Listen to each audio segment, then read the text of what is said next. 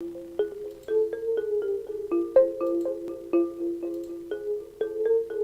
have developed speed, but we have shut ourselves in.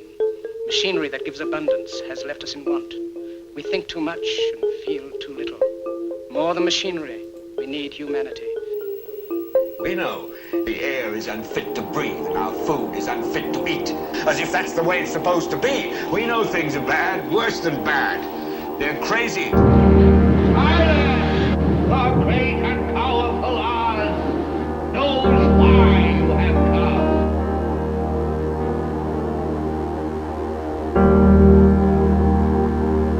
You've got to say, I'm a human being. God damn it. My life has value. You have meddled with the primal forces of nature.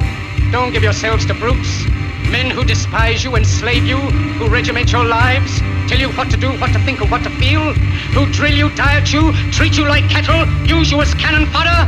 Don't give yourselves to these unnatural men with machine minds and machine hearts.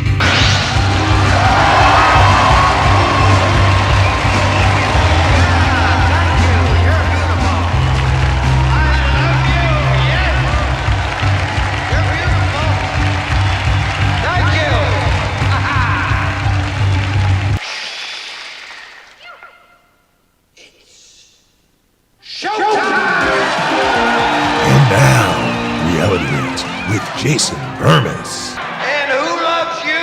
And who do you love? Good morning, everybody. It is Reality Rants. I am Jason Bermas, brought to you by redvoicemedia.com. And look, first of all, I'm not a huge fan of even having to go over the mass shootings. I hate talking about dead kids. Not fun, not my favorite. Don't enjoy it. I'll tell you what, as soon as this started to make the rounds as the big story yesterday, I tried to stay away from it because I knew if I didn't, I would sit there and I would watch witness accounts and I would hear things over and over again about dead kids I didn't want to. And then later in the day, I was watching World War II in color. I tell you guys a lot that, I watch American Heroes Channel for the archival footage. It's kind of like what the History Channel used to be, right? Where they used to tell you about World War I and World War II. And quite frankly, in this section of World War II in color, it wasn't like they were sympathetic or softening what was going on, aka carpet bombing. How am I bringing up carpet bombing with a school shooting and children? Well, for those that don't know what carpet bombing was in World War II, it was the decision by the Allied forces that they would just bomb and kill civilians and just take out the infrastructure and hurt them. And when you really look back on it, it only expanded in the sense of nuclear strikes in 2 places in Japan against civilian population, period. So why am I bringing up the school shooting? Well, they're showing archive footage of Dresden in particular. And they had done some carpet bombing before that in which you had 40,000 plus civilians die. Dresden's kind of well known because it was fictionalized in some rather large stories. I remember, I can't off the top of my head remember what it was, but I remember I read it as a kid, and it was like a weird time traveling story. But I saw dead kids last night. When you're watching video from almost 100 years ago now, 1940s, and they colorize it, there's that historic feel. But when I'm looking at dead kids lined up, something doesn't sit right. It's not fictionalized. It's not a game. And I think that most of us that have a sense of humanity realize this. So what I'm not going to do is, I'm going to make sure, I'm going to double check right now because, with the New York Post story, although I want to read it, I don't want to show this person's face because at the end of the day, I don't want to give these people any more attention than they're going to get, because the face is everywhere. Now, I watched Tucker Carlson last night, and apparently Audrey Hale identified as transgender, and I think that means transitioning into a male from the pictures I've seen. If you saw my thumbnail, I was comfortable with putting a still from the camera with where you just see what is the attacker, like they because you don't see the person's face. Okay? Let's start off with the obvious. And what I see running with these things again and again and again and again, no matter, what the other background is of this person, is that they are mentally ill and they're usually on psychotropic drugs. Period. Now, in the second hour, I'm probably in the paid portion of it, or you can go listen to it, of course, free every day over at theinfowarrior.podbean.com. And look, we also release every 2 weeks free over at redvoicemedia.com. Just like yesterday, there was a new video, another new video of almost another hour is over there. And I'm going to be posting some stuff on YouTube later today. I had to get some stuff from my old computer. We got this new setup, the whole nine. Yeah, I just find it difficult to talk about dead children. I'm gonna be honest, okay? But this person, clearly, in order to do that, and from what I'm reading, indiscriminate killing, etc., you are mentally insane. No doubt about it. You are a psychopath. But what drove you there? What drove you there? Because we're all talking about mental health and this and that. If the mental health is going to be giving you pills, and let's just say it, biological females are not usually the ones that are responsible for this. Remember the one like out in the middle of the street where the kid had body armor and killed his sister too on top of it before he was gunned down by cops? All sorts of meds. All sorts of meds. And what really frustrates me about this is we kind of know the answer. What's doing it? And it's those drugs. And here's the thing, twofold this works for the establishment. Number one, they'll just continue their Huxley, Brave New World, drug and numb you society and pushing that. Okay? And when you look at gender dysmorphia, let's start with something. Any of these issues we're talking about, whether it's mental health or a gender issue or any of it, it starts with the person not being happy, right? We've all been there. It's not sunshine and rainbows all the time, guys, right? It's not for me. I doubt it is for you, okay? Life is ebbs and flows. Often, I'll feel the best once I've accomplished some goals, when I knock things out. I don't love getting up at 5 a.m, everybody, but I love the opportunity to sit with you guys for a couple hours, go over what I think is not only the important stories of the day, but then integrate that with other information I've accumulated over the years and kind of break it down for you. So that's why in the second hour, I told everybody that I had recently found my Code Red documentary. And Code Red had to do with the Nicholas Cruz school shootings. Now, I want to be very clear about that as well. I believe Nicholas Cruz murdered children, murdered kids in his school, 100%. I don't think that's fake. Never thought that's fake. I've always questioned whether or not there was a second shooter in that incident and more to it because of the drills that were being run that day and the overall evidence. Now, I think that the idea of a purposeful stand down, for instance, has kind of been disproven. They had their hearings. They reprimanded one of the police officers that I feature in it. Previously, the video has been taken off of YouTube when we put it up with We Are Change. So that's why we're not even going to try to play it here. Okay? But, once again, you have a biological female doing this. You have to wonder, did they also have Audrey on hormones or testosterone? But I'm putting it down. Dollars to donuts. I don't think there's any way this person wasn't heavily medicated.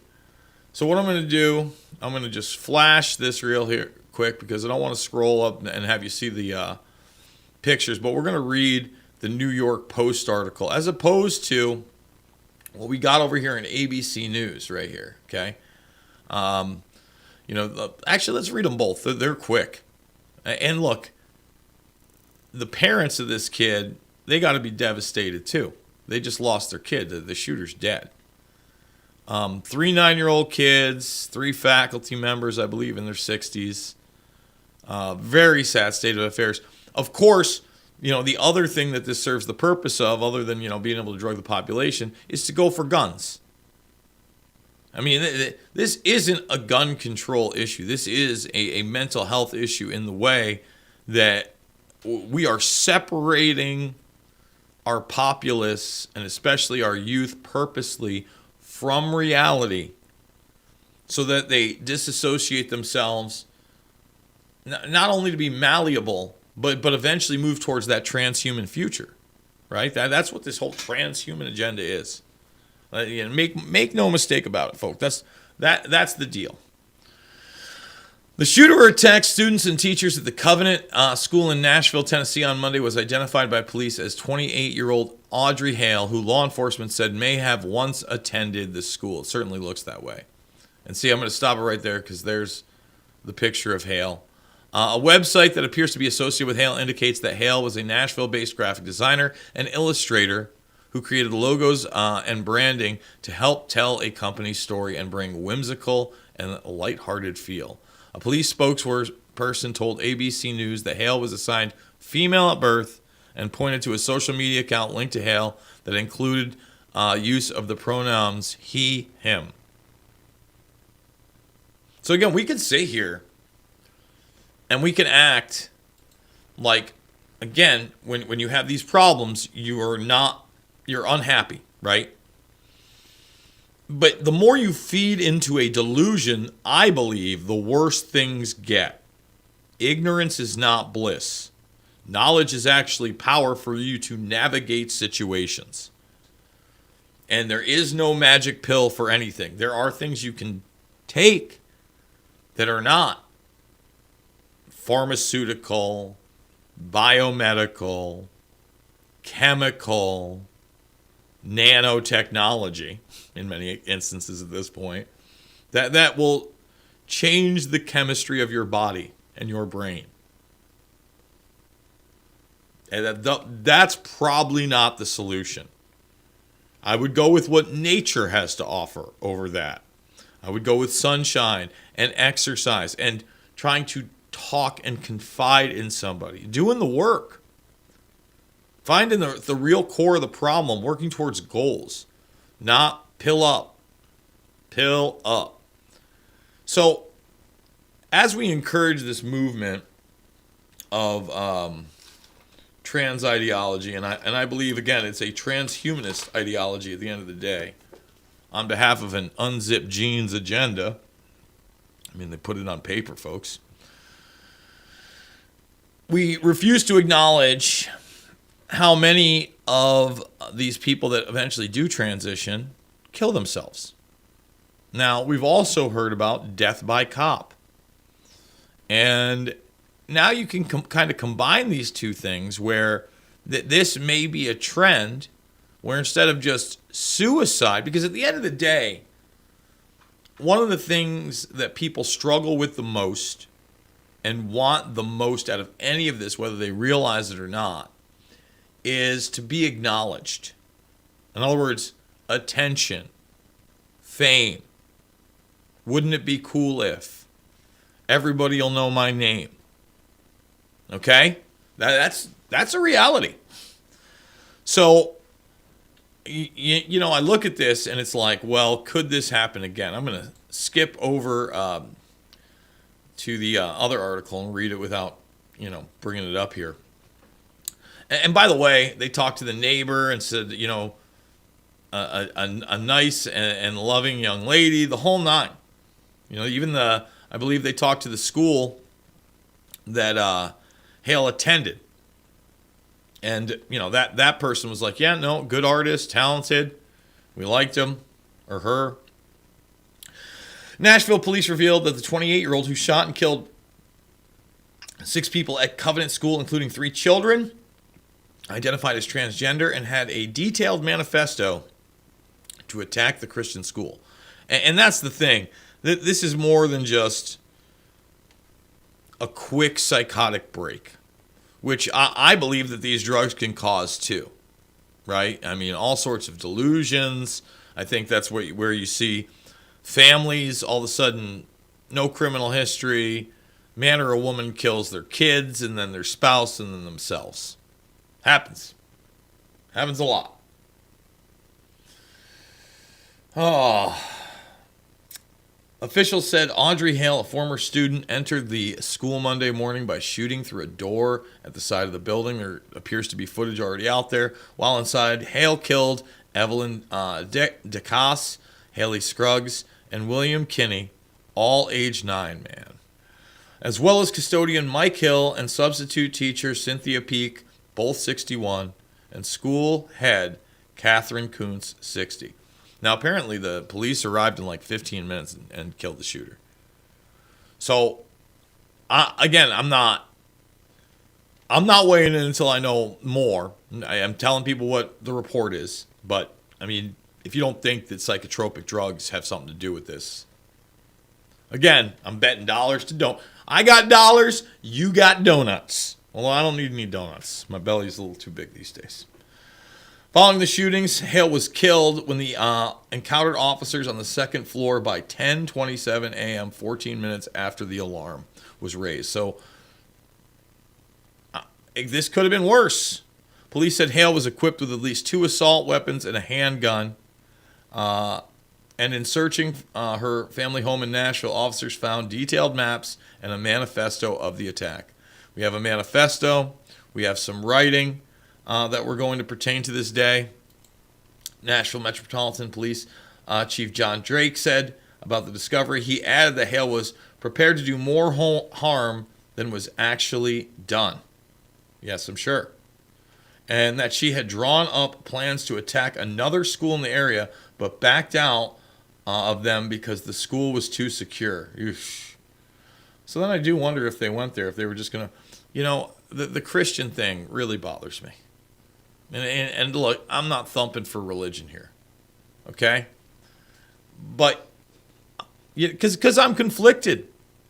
Because religion has been utilized again for command and control and death and destruction, and conquering of other people. But when you attack a religion that, first of all, I've grown up around, right? I'm so many Christians in my family. I grew up Christian, of usually well-meaning people, good-hearted people. In fact, sometimes people, I feel like they get taken advantage of, and that's why you have so many grifters in it, of course. But to just want to go murder little Christian kids, I want to throw up. Ugh. Just gross. In online profiles, Hale had indicated they used he, him pronouns and went by the name Aiden. So I think we're done with the pictures. It is unclear whether Hale identified as a man or a woman at the time of the slayings. Hale was notably an alumnus of the small private Christian school, which teaches students in pre-K through 6th grade and has only about 200 students enrolled, according to the website. Again, you're sending your kid to a private Christian school. The school focuses its curriculum on biblical theology, where students take classes about the Bible along with standard education courses. There's some belief there was some resentment for having to go to that school, Drake told NBC News' Lester Holt Monday evening. We don't have all the details to that just yet, and that's why this incident occurred, man. So those are supposedly the weapons that were involved. Drake also said Hale had been indiscriminate with who she targeted once she had entered the school by shooting through the door. She targeted random students in the school. Whoever she came in contact with, she fired rounds, Drake said. Former headmaster Bill Campbell said, I do remember her as a former student, and that he had records of Hale as a third grader at the school in 2005 and a fourth grader in 2006, but said after that she does not appear in the yearbooks, and he thought she must have transferred.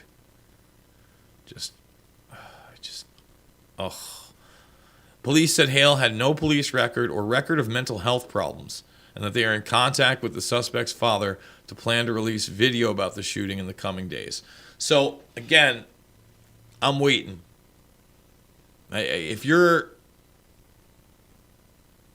in some kind of gender dysphoria deal, I find it hard to believe that there's no drugs involved whatsoever. I mean, again, no record of mental health problems. I'm telling you right now, you're mentally unhealthy if you are not happy with the biological sex that you were born. You can't even accept that part of your identity. Is that wrong to say? Is that bigoted? Is that kooky? Police have also released pictures of the weapons Hale used, 2 assault rifles and a handgun. The Covenant School was founded in 2001 as a ministry of Covenant Presbyterian Church, and its annual tuition ranges between $7,000 for 3-day preschool and $16,500 for pupils in kindergarten through 6th grade. So again, you think you're doing the right thing. You got your kid out of public school, and then this happens. It's just yuck. Yuck. Just don't like it. There was also this local piece I had, but I don't think we need to go into any more of it. We did the first 20 minutes, and like I said, over on the other side of the broadcast, on the paid portion, redvoicemedia.com/Jason, redvoicemedia.com/uncensored, we'll play Code Red. I think we'll start with Code Red, and then I'll kind of cut into it. That film hasn't been seen in years.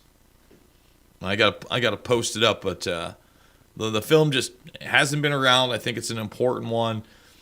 Again, what do you guys think? Do you guys think this person was on some kind of psychotropic drugs, some kind of hormones? Or you think this was just clean living?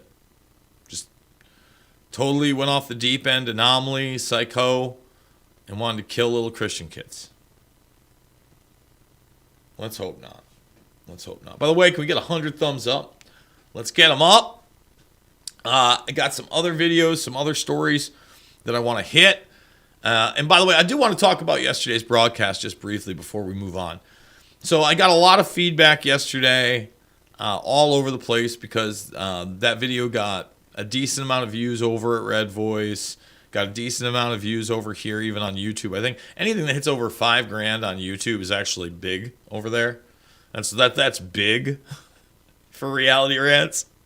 But I think the Band Out videos got something like 18,000. Now I had some people accuse me of a clickbait title. It's not a clickbait title. They're like, I heard you for 10 minutes. Get to the damn point. We talk for an hour 45 to an hour 55 a day. Well, no commercial breaks, which hopefully is changing. I know that there's a new My Pillow sponsorship for Red Voice. There's Spending Switch. I just continually get hit with the copyright claim for Spending Switch. Every time I have to put it in. It doesn't matter. Every time. I've done it a dozen times now. It gets taken away, but it's such a pain in the ass. So, it's reality rants. I'm going to rant sometimes. So, not clickbait. Then you have a bunch of people that just want to go on this murder hype train. Robin Williams, even though I think that I presented enough evidence that it wasn't a murder, that it was, again, when your belt's not hanging, when it's in a doorway, and you're on a chair and you're leaning forward, that's really not how you commit suicide. Okay?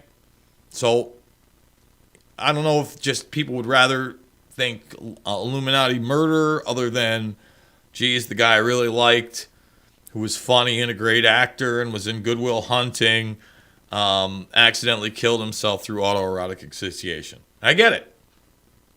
But to me, I'd rather know the truth. Okay?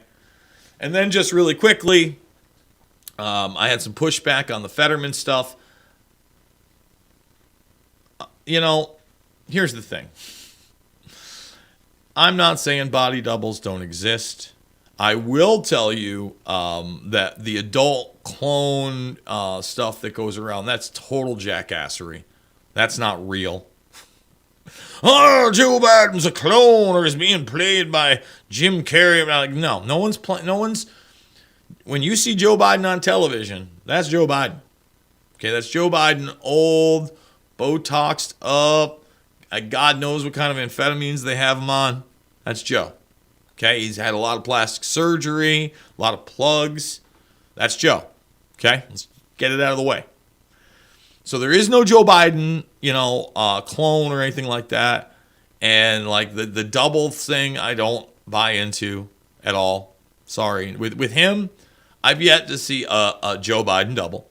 And now the Fetterman thing, I thought I did a really good job of trying to show people on Photoshop how that was him. There were just too many features on that big dude that matched up, and it was just a lighting, angle, camera lens.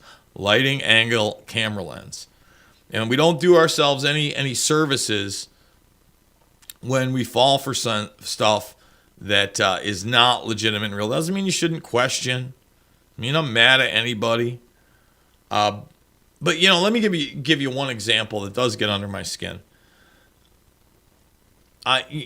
After Ashley Babbitt was shot and murdered, there were videos going around that saying everybody is a crisis actor and that Ashley Babbitt didn't die.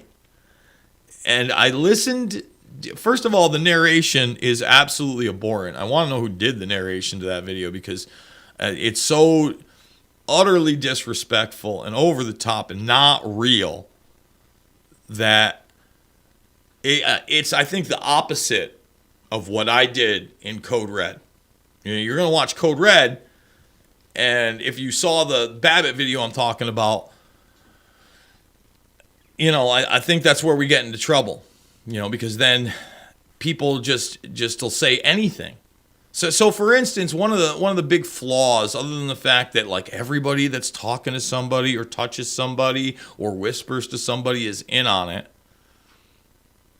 other than the fact that you can see literally Babbitt seize up the moment she's shot and just lock up. And I've watched enough combat sports and just street fight videos that you can't fake that. You don't fake that. Period. That when you lock up like that, that's it. Either you're out or you're out for good. It's just it's nature.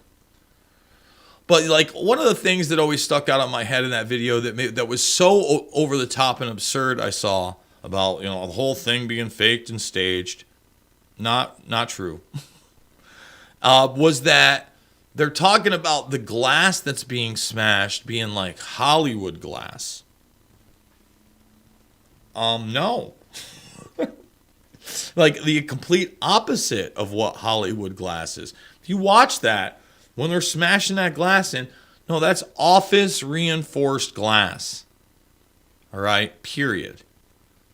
Hollywood glass breaks very easily with one strike, or in the case that they're trying to mimic something like that, a few strikes. Those people are going to town on that thing, on that glass. Period.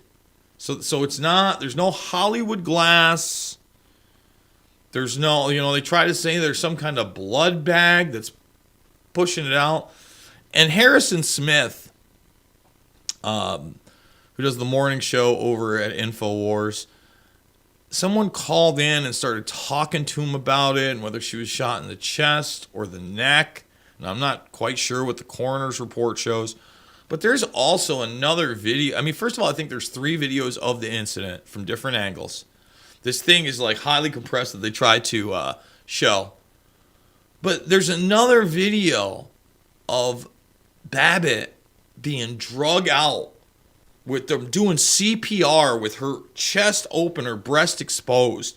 And again, God, I don't like watching dead people.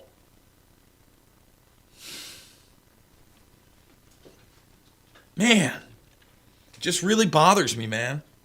Gets under my skin.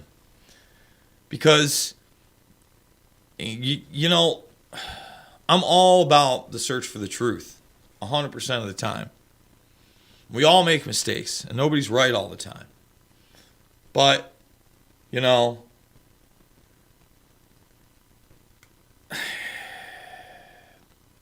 I just don't know.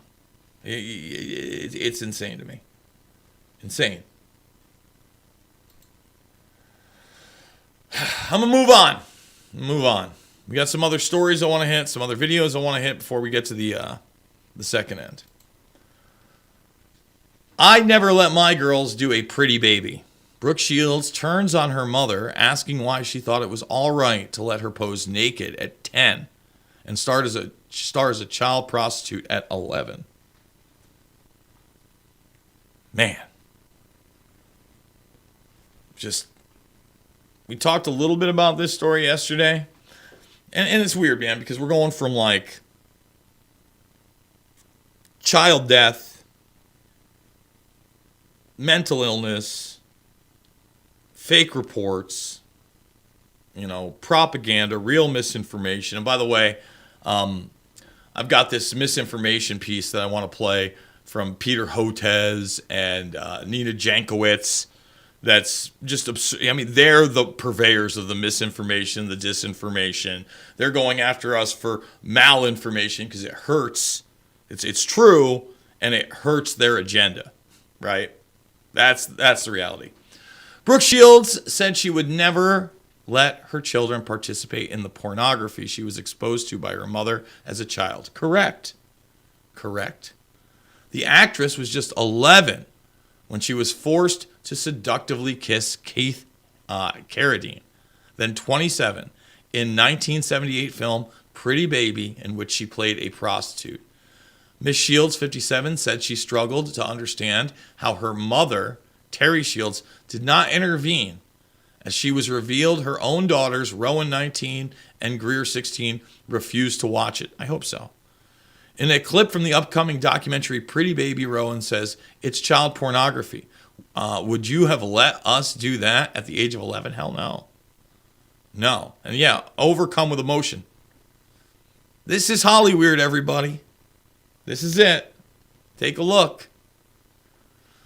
The star's mother was an alcoholic who died in 2012. Miss Shields, an only child, said she could not be angry as her mother was so insecure.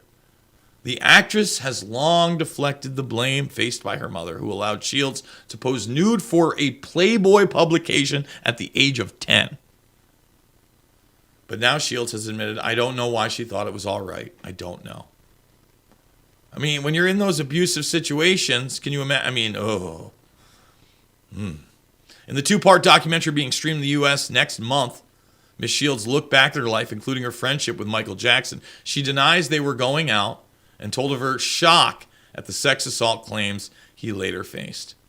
The actress is seen breaking down as she reflects on her childhood in the starlight, dealing with issues from being sexualized as a prepubescent girl to the public shame she felt after losing her virginity as a young adult. So, you know, this is somebody that actually fared pretty well in the nightmare. You know, raised her own. The exception to the rule. The exception to the rule. Not a complete Hollywood mess. Okay? Want to play this video. When I saw this video, I thought of the sustainability plan. You know, see, this is the real deal plan right here. Let me show it to you right here. And I might go down and kind of like, the Great Reset, a.k.a. New World Order, is the new neo-feudalism. Okay, this is it. And they got to trick you into believing that they're about diversity, that they love everybody, right? That they have the solutions. They, and you are the problem. Let me show you how much they care about diversity and indigenous people. I saw this video and I was just like, this is nutso.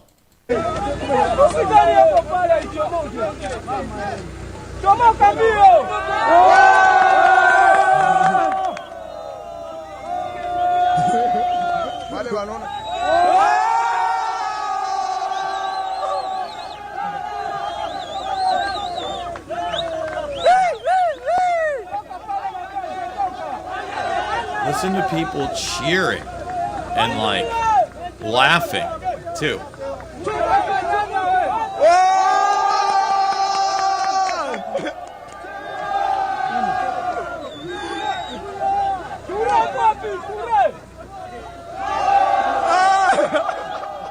There's nothing funny about it.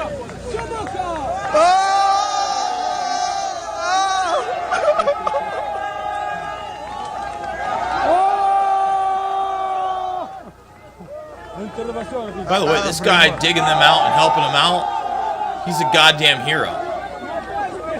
That takes balls. He could be literally avalanched over.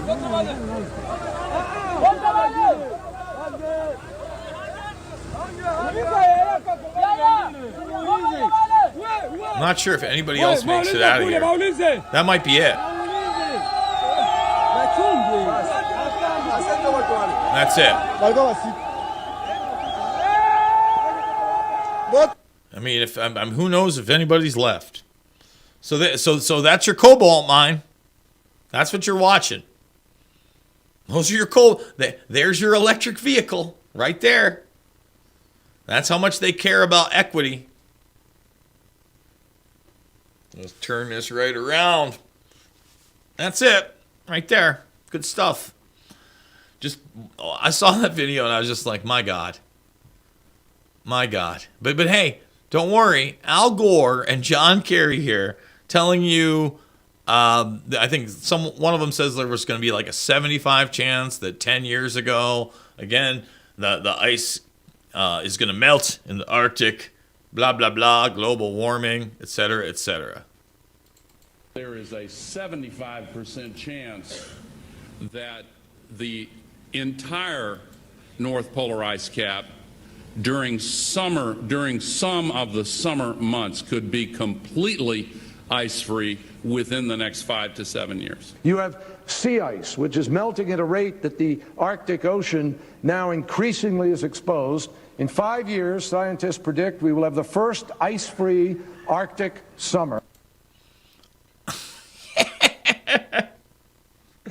How many times can these people be wrong? And you take them seriously. I mean, insanity is doing the same thing over and over and over and over again and expecting different results. But the problem is that these people just lie and lie and lie and lie and lie and get disproven, but they are getting the same results, a.k.a. they've brainwashed a certain amount of the population to believe in complete imagination land. Complete and total imagination land. Oh, the caps are going. It's all over. No. So we'll come back to this, but I do really I like this. This is pretty good.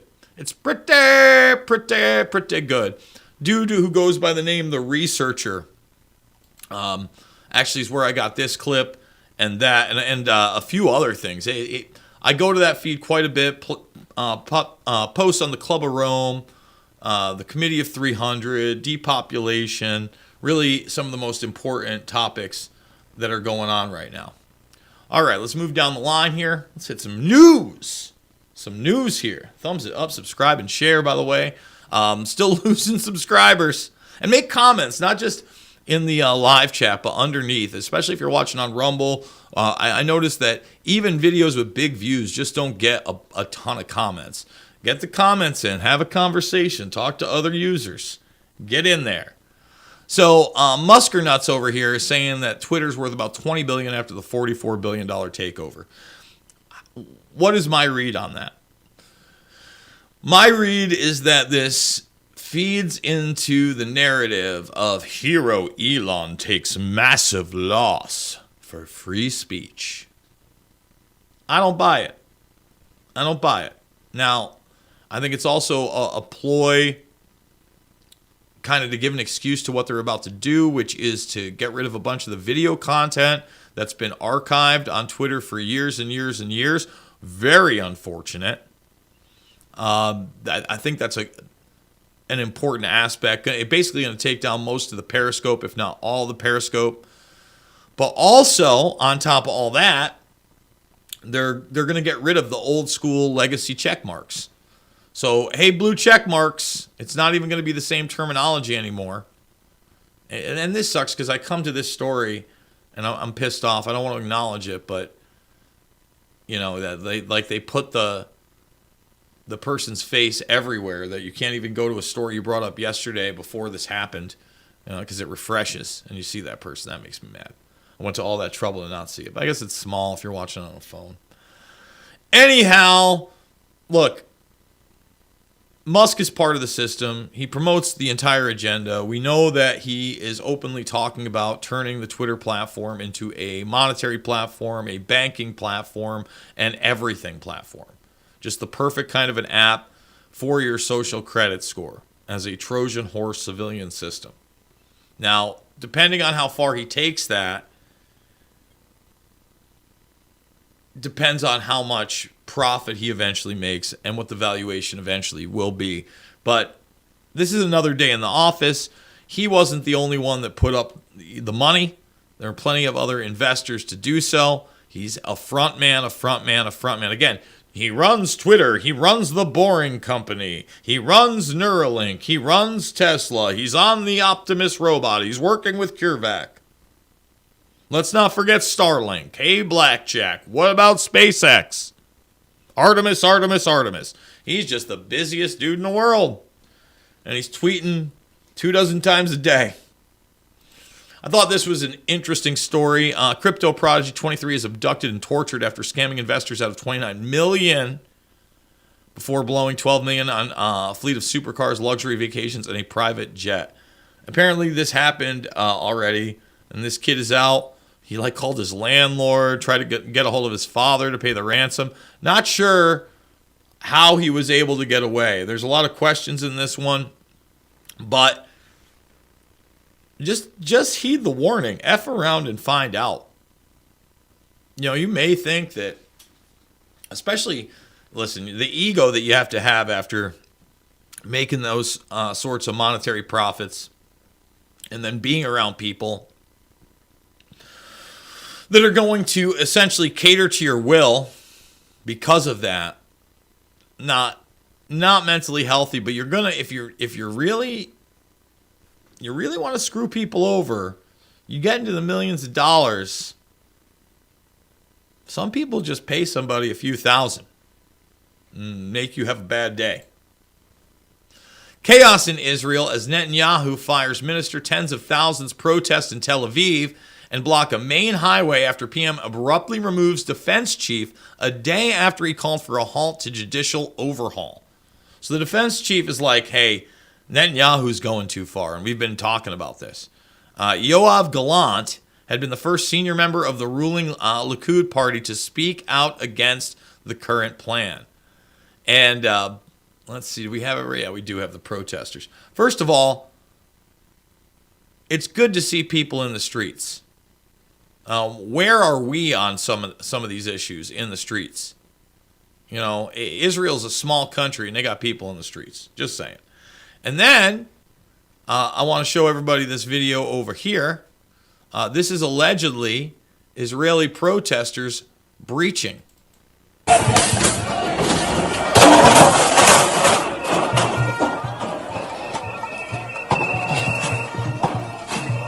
Now, apparently they're breaching what was protecting the Netanyahu residence. I don't know what happens after this. I do know that Netanyahu's wife, just a week or two ago, was confronted by protesters and had to be escorted, I think, out the back or, by police or Secret Service, et cetera, et cetera. People are pissed over there.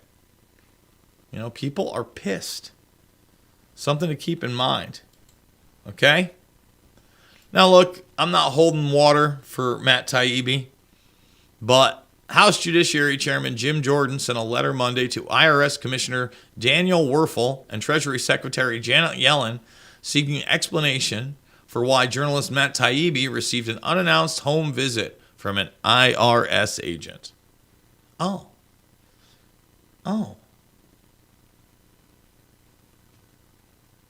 That's great. That's fantastic. And listen, again, not carrying water, but that's what we want to happen to journalists. You understand? You get it? That's what we want. No, we don't. No, we don't. Listen, they're obviously weaponizing the IRS. The IRS has been utilized in the past to go after political enemies. I want to believe that Taibbi is doing the right thing, that he's starting to have his come to God moment, where maybe he's going to rethink 9/11. Maybe he's already rethought 9/11. Who knows what the Glenn Greenwalds and the Matt Taibbis of the world talk about behind the scenes, right? And the Tucker Carlsons. Just saying. So we're going to be keeping an eye on that story. Grant reveals Fed's horrific plan to censor Americans' speech. Over 500 grants, folks. Over 500 grants to participate in the disinformation, misinformation, and malinformation program. Really an arm of what we call signature reduction inside the military secret undercover army. Our government is preparing to monitor every word Americans say on the internet, the speech of journalists, politicians, religious organizations, advocacy groups, and even private citizens. Already doing it. Should those conversations conflict with the government's viewpoint about what is the best interest of our country and her citizens, that speech will be silenced. While the Twitter files offer a glimpse, yes, a very small glimpse, into the government's efforts to censor disfavored viewpoints, what we have seen is nothing compared to what is planned, as the details of hundreds of federal awards lay bare. Research by the Federalist reveals our tax dollars are funding the development of AI and machine learning technology that will allow the government to easily discover problematic speech and track Americans reading or partaking in such conversations. Already here. We have to go, listen, you have to go all the way back to keywords with carnivore and promise. And that's why, if you were watching yesterday's premium portion of the broadcast with Alex Karp, first of all, I'll just encourage you to go check out from 2 months ago the Alex Karp WEF 30-minute interview. You can find it. It's on YouTube. That's where I got it. But the discussions about how their software has been utilized by the national security apparatus to stop white supremacy, basically, and the far-right narrative that would have overtaken them because of domestic bombs or IEDs is ridiculous. Hey, did we stop all those bombs on January 5th? We found them before they exploded. Did we get the bomber? Just pipe bombs in D.C. Magic. Ooh, magic. It's ludicrous. It's ridiculous. It's beyond. Okay? Just...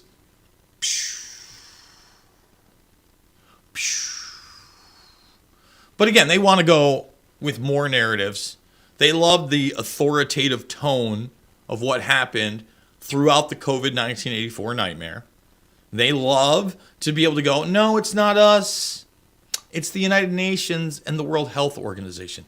They say it. They're authoritative. You're not. So your misinformation, your disinformation.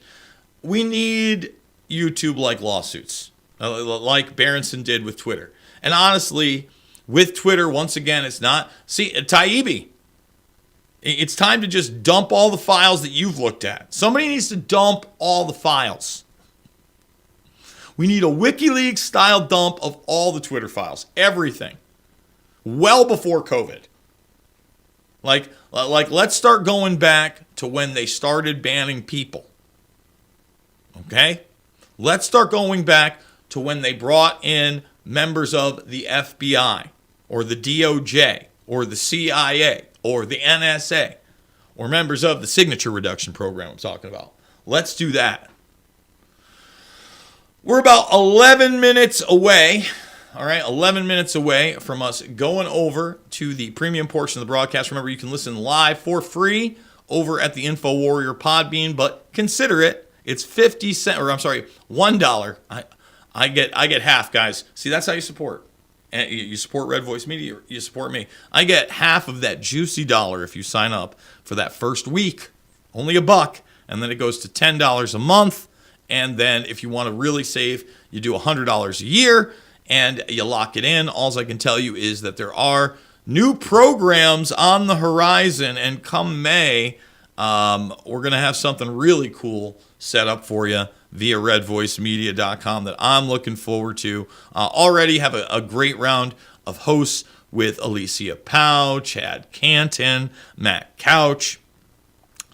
And I believe the Juice Bros are now with us. I'm really looking for a 12-hour block, which is just awesome. I'm so glad to be with an organization that wants to grow. So come over, help grow, redvoicemedia.com/Jason or redvoicemedia.com/uncensored. Sign up today. Okay, I want to play this UN sustainability video, because it really locks into what this is. Everything this person talks about with how we're going to make things equitable, and we're going to tie net zero to the economy, and we're going to get rid of poverty because of net zero. What? It's ridiculous. It's a Malthusian view wrapped in rainbows, sunshines, and unicorns of false promises and lies. That's what it is. So let's hit this video. The types of decision-making processes that we need to put in place, which are systemic and which are optimized. We know now, coming out of what I call the 3 C's, COVID, climate, and conflict, and unfortunately we still have conflict on our doorstep, that we are as vulnerable as the most vulnerable link. That our value chains are completely interrelated, that if we have unholy alliances or dependencies, that will actually backfire in terms of the way in which we engage with the value chain, in terms of the way in which we take certain access relationships for granted, such as access to food and access to energy. So it is clear that here today, here in Paris, knowing full well some of the backlash that we've had on certain policies, but across Europe in terms of energy poverty, in terms of the way in which we are now dealing with desertification. In fact, in France, because there is going to be a huge issue with the lack of water coming from actually the snowmelt, which we have not had this year, that we must start to address these issues head on, but not only within a European context. That we look at net zero as a way to anchor zero carbon, zero poverty, and zero biodiversity loss. And that actually takes systemic approaches. Talk about word salad, but think about that. Biodiversity loss, zero biodiversity loss. Listen, you're genetically modifying the food we eat and the planet we're on. Geoengineering is occurring, and you're talking about you're going to, through net zero, through your imagination land, we're going to solve all the magical problems. We're going to stop poverty. 0, 0, 0. This is the Club of Rome, by the way. Like these are, I mean, that's what you're watching. Club of Rome. All the same talking points. that our current policy approach is not integrated. We've seen that many of our ministries continue to focus on siloed approaches, and we've seen that through the recovery plans. And we see it across not only the European institutions, but also the way in which member states continue their policies. So a green and social recovery is one which must fundamentally be based on a new value set, a new set of principles which we define within the compass.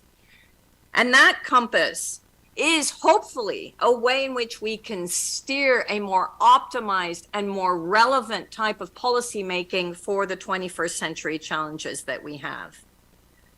That means a holistic approach, as you can see here with these 10 principles, taking into consideration that we need to look as much at a shift in governance as we do at a shift in prosperity and the way in which we address prosperity.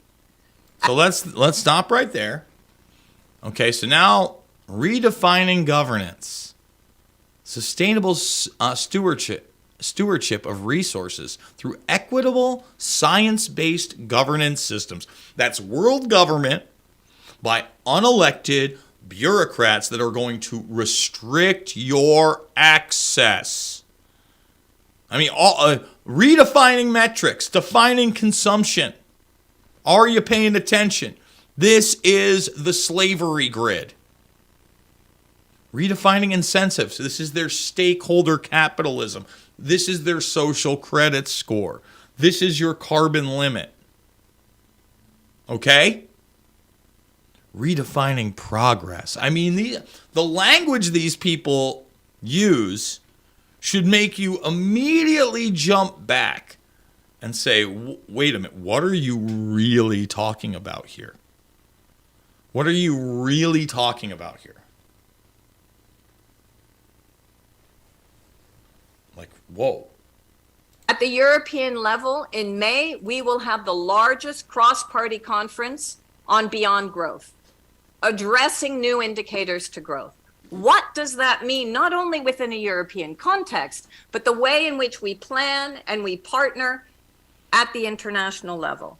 The compass should serve as a stress testing tool to ensure that actually we can move forward in a collaborative way that doesn't remix or reshape the neo-colonial patterns that we have, but actually completely changes that paradigm of neo-colonialism into relationships which are mutually beneficial.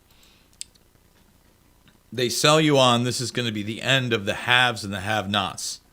It's collectivism. You can call it socialism, communism. They're looking for a global tyranny. It's right here. Redefining competitiveness. Apply collaborative and mission-oriented methods between countries and at company level to enhance global societal well-being, particularly for the least well-off. Oh, you saw how concerned they are about the least well-off in that little cobalt mine clip, right? They love it. Love, love, love, love, love it. Love it. Let's let this lady finish up.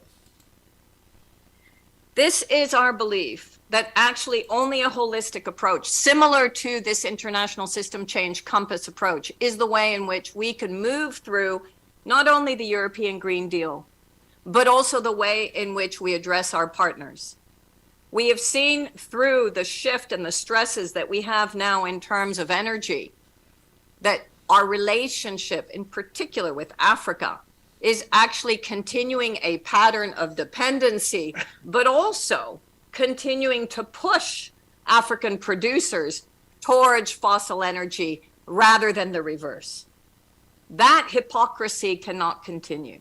From a Club of Rome perspective, and also from the collaborative here today, this international system change compass should give us the guidance to actually move in a much more beneficial way, where we can look at mutuality in servicing both social and green as the way in which we move forward. Social and green as the way we move forward, aka your social credit score and your carbon credit system. It's right there. They barely mince words. They just make it word salad. Okay. This is going to move over to the premium portion of the broadcast. As I promised, we're going to be playing for the first time in, it really hasn't been around in 5 years. We're going to be playing Code Red, which is my documentary film, my mini documentary film. It's about 26 minutes long on Parkland. And then we'll have a little discussion about it, because I think these are the issues that we have to worry about when we're talking about school shootings and that school shooting in particular.